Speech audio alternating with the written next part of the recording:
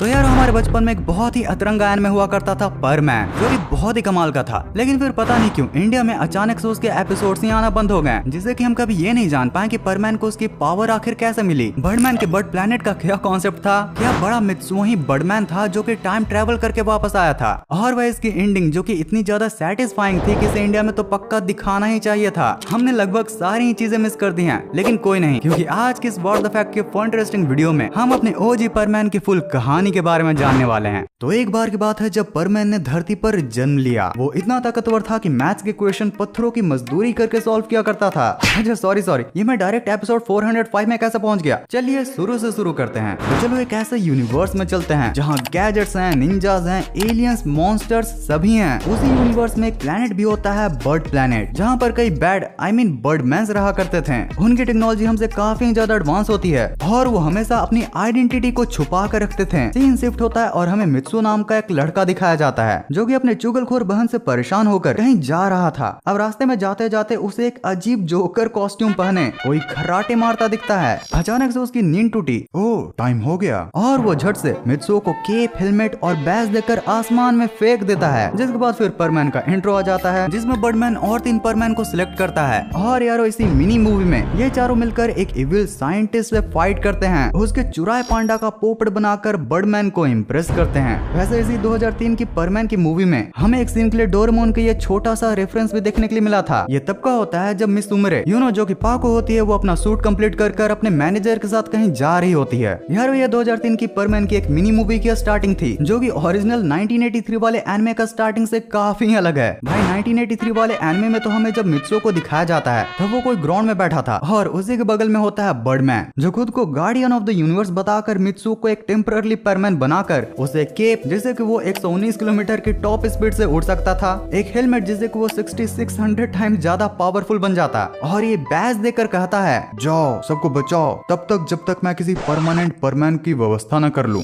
अब यारो ये भी एक मिनी मूवी थी। वहीं अब अगर सीरीज की बात करें तो उसमें परमैन को स्टार्ट से डायरेक्ट पावर्स के साथ दिखाया गया था, जिसमें एपिसोड 1 में सबसे पहले उसको सभी को आग की बिल्डिंग से बचाते हुए दिखाया जाता है, जिसके बाद परमैन के पूरी स्टोरी के एक मेन प्लॉट को बताया जाता है। एक्चुअली जब मित्सुओ सबको परमैन बनकर बचा रहा होता है तभी हम उसके घर पर बर्डमैन का दिया हुआ एक एडवांस रोबोट को देखते हैं जो कि मित्सुओ बनकर घर पर सारी चीजों को संभाल रहा था। जिसके बाद जब मित्सुओ अपने घर पर आता है तो वो रोबोट के माथे पे अपने माथे को सटा के अपने सारी मेमोरीज को कनेक्ट कर लेता है, जिससे उसे घर पर भी क्या हुआ था ये याद आ जाए। भाई ये रोबोट लिटरली सीरीज में परमैन की काफी मदद करता है, वरना सुपरमैन की तरह परमैन की आइडेंटिटी के पीछे बहुत लोग पड़े होते हैं। भाई बोलने के लिए तो बस एक रोबोट था, बट इसको भी एक अलग ही पर्सनैलिटी के साथ दिखाया जाता है जो कभी मित्सुओ को तो कभी मित्सुओ ही उसका मजा ले रहा होता है। अब इसी तरह कहानी आगे बढ़ते जाती है और एपिसोड 4 में हमें पहली बार पाको को दिखाया जाता है, जिसे पहले तो ये चिलगोजे लोग देखकर जेंडर डिस्क्रिमिनेशन स्टार्ट कर देते हैं और कहते हैं एक लड़की परमैन कैसे बन सकती है, उसको तो पर वुमन बनना चाहिए।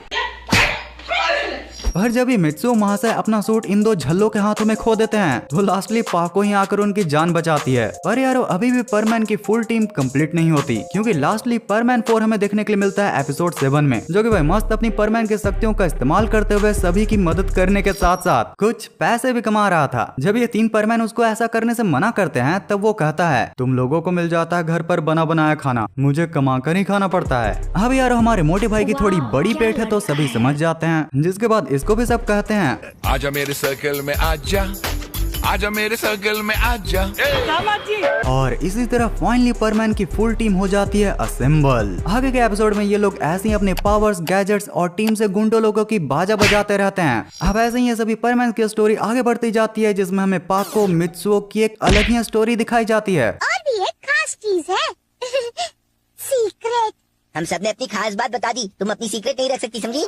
मैं लड़की हूँ और मेरे सीक्रेट हैं। ऐसे तो ये दोनों एक ही टीम में थे और रोजाना ही साथ में काम भी क्या करते थे, लेकिन मित्सुओ को यहाँ पर एक एक्ट्रेस मिस उमरे पर क्रश होता है। लेकिन एज वी नो बर्डमैन ने सबको अपनी आइडेंटिटी रिवील करने से मना किया था, इसलिए पाको भी ये नहीं बता पाती कि वो ही मिस उमरे है। इधर मित्सुओ भाई परमैन की पॉपुलैरिटी का इस्तेमाल करते हुए एक बार भी मिस उमरे से मिलने का मौका नहीं गवाते। अब यार ऐसी यूनिक स्टोरी लाइन के साथ एपिसोड 222 आ जाता है। क्रिसमस का टाइम था और बर्डमैन यह अनाउंस करता है कि वो अब इनमें से जो सबसे बेस्ट काम करेगा उसका सिलेक्शन करके बर्ड प्लेनेट पर पढ़ाई के लिए भेजने वाला है। अब टेस्ट के तौर पर सभी को एक ट्रैकर दिया जाता है जो कि उनकी सारी डेली एक्टिविटी को रिकॉर्ड करके ये बताएगा कि चारों में से सबसे बढ़िया काम किसने किया है। क्रिसमस से लेकर न्यू ईयर तक सभी ने काफी अच्छा काम किया होता है सिवाय खुद मित्सुओ के, लेकिन फिर भी जब बर्डमैन की मशीन चेक करती है तो विनर निकलता है हमारा मित्सुओ। रीजन के तौर पर बर्डमैन भी यही समझाता है कि भले ही ग्रुप में सबसे कॉवर्ड और लेजी मित्सुओ ही हो, लेकिन उसने अपनी इन बुराइयों के बावजूद भी किसी भी काम में टीम को अकेले नहीं छोड़ा। शायद इसलिए मशीन ने उसे ही सिलेक्ट कर लिया। जिसके बाद फाइनली मित्सुओ अपने फैमिली और फ्रेंड से मेल मिलाप करने के बाद बर्ड प्लेनेट के लिए रवाना हो जाता है। लेकिन यार फिर यहाँ पर होता है एक ट्विस्ट। वो खूबसूरत बर्ड प्लेनेट जिस पर क्यूटारो और सिसिमारू जैसे भी बर्डमैन रहा करते थे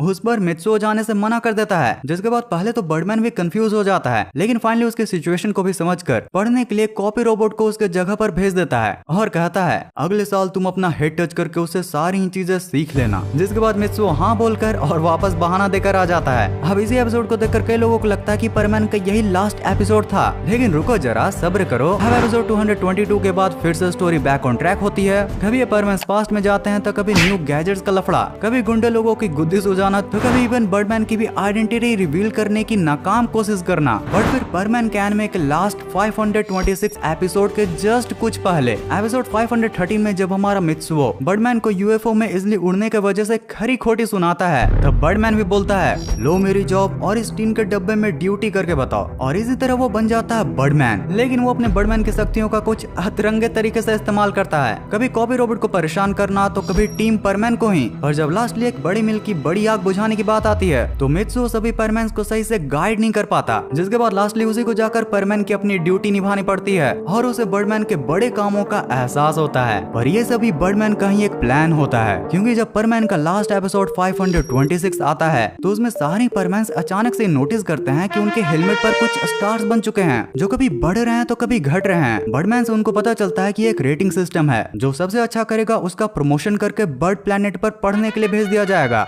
अब इसमें फिर से ना चाहते हुए भी मित्सुओ अच्छे काम करने की वजह से क्वालिफाई कर जाता है। जिसके बाद बर्डमैन अब उसको कहां लेकर जाएगा इसका हिंट देकर इस एपिसोड को एंड कर दिया जाता है। लेकिन एक मिनट, परमैन का रिसर्च करते हुए मुझे विकिपीडिया से तो पता चला था कि 526 एपिसोड कुछ पाकोस ट्रेजर करके है, और यारो इंटरनेट की गलियों में घूमते हुए मुझे पता चला कि जी हाँ, परमैन की 1983 वाले एनिमे के फाइनल एपिसोड में परमैन तुम कितने शर्मीले हो, कितने क्यूट हो। एक मिरर भी कोई खास चीज हो सकती है भला? पाको मिरर के बहाने मित्सुओ को ये बताती है कि उसका असली ट्रेजर वो और उसके फ्रेंड्स ही हैं। तो तुम क्या कम पकाती हो? ठीक है तुम भी पकाओ ही हो। तुम पकाते हो, तुम पकाते हो, तुम पकाती हो, तुम पकाती हो। चुप करो। जिसके बाद हो जाता है द एंड। मजा नहीं ना आया? इसकी असल एंडिंग स्टोरी तो फुजिको फुजियोस ने अपने मांगा में लिखी है, और उसको जानने से पहले 1960s के परमैन की एनिमे के बारे में तुम्हें जानना होगा। तो 1960s में जब परमैन का मांगा बन रहा था तो उसी के साथ उसका एक एनिमे भी ब्लैक एंड व्हाइट में आता था, जिसके लास्ट एपिसोड में जब बर्डमैन सुमिरो को ये परमिशन दे देता है कि वो चाहे तो मित्सुओ का अपना फेस रिवील कर सकती है, तब वो ऐसा ही करती है। जिसके बाद मित्सुओ का तो कुछ ऐसा रिएक्शन होता है, और लास्टली हमें दिखाया जाता है कि ये सीक्रेट रिवील करके भाग को भी काफी खुश होती है। अब इसका एंड तो यहीं पर हो जाता है, लेकिन मांगा में जब बर्डमैन मित्सुओ के पास आकर बोलता है कि तुमने बहुत ही अच्छा काम किया, चलो बर्ड प्लेनेट पर पढ़ाई करके अगले बर्डमैन बनो। जिसके बाद मित्सुओ खुश होने के साथ काफी सैड भी होता है। उसे पता होता है कि अब ये आखिरी दिन है उसका अर्थ पर, इसलिए अब वो सारी फ्रेंड्स एंड फैमिली मेंबर से अच्छे से मिलता है, उनकी केयर करता है, और जब बर्डमैन उसकी मॉम को फ्रीज कर देते हैं तो उनसे गले लगकर बर्डमैन के यूएफओ के पास सारे परमैन से भी मिलता है। सभी परमैन उसे कुछ न कुछ गिफ्ट देते हैं। लेकिन यार शॉकिंग मूवमेंट तो तब आता है जब पाक को यूएफओ के पीछे मित्सुओ को अपना फेस दिखाती है। वो बताती है कि वही मिस सुमरे होती है, जिसे जानकर मित्सुओ काफी ज्यादा शॉक हो जाता है। जाते जाते वो प्रॉमिस करता है कि तुम मेरा धरती पर ही वेट करना, मैं बर्ड प्लेनेट से एक अच्छा बर्डमैन बनकर धरती पर जरूर लौटूंगा। जिसके बाद वो दोनों ही वहाँ से चले जाते हैं, और मिस सुमरे को भी कई बार डोरेमोन के एपिसोड्स में दिखाया गया है कि वो बड़ी होने के बाद भी पॉजिटिवली मित्सुओ का वेट कर रही थी। हाँ यार, ये सब एंडिंग से तुम्हें ये तो समझ में आ ही गया होगा कि चाहे आज हो या फिर कल, इन दोनों के मिलने की कहानी तो पूरी होनी ही है। तो एक स्माइल कर दो, खुश हो जाओ, और अपनी खुशी को बढ़ाने के लिए ये मीम्स देखो। भाई मैं तो बोलता हूँ हमें इस बच्चे की तरह डांस करना चाहिए।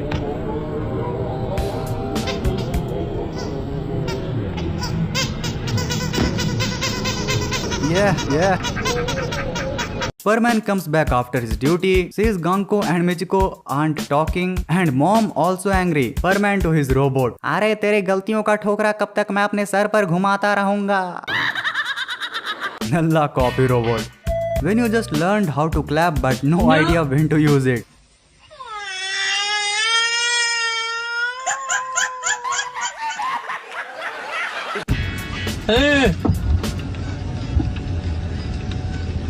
टेक्नोलॉजिया। और यार अगर तुम्हें वीडियो पसंद आई हो तो वीडियो को लाइक कर देना, कमेंट करना कि ऐसे लॉस्ट एनिमे के कुछ और कहानियां बनानी चाहिए, और ऐसे ही मीम्स और फन के लिए तुम्हारे लिए है ये 2 वीडियोस, इन्हें भी तुम चेकआउट कर सकते हो। ये काफी ज्यादा इंटरेस्टिंग वीडियोस हैं। इस पूरी वीडियो को यहाँ तक लास्ट तक देखने के लिए दिल से thanks for watching this entire video.